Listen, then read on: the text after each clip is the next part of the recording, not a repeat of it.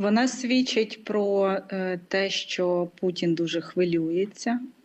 Він не очікував дій, які передували його виступу, і змушений переформатовувати свою діяльність.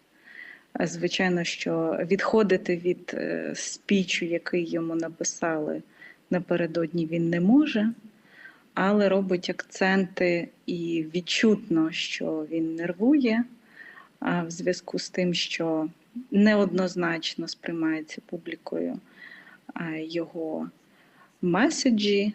Видно, що він бреше, коли зазначає походження Росії як інноваційної країни. Оце покашлювання, воно свідчить про підвищення рівня стресу київського режиму.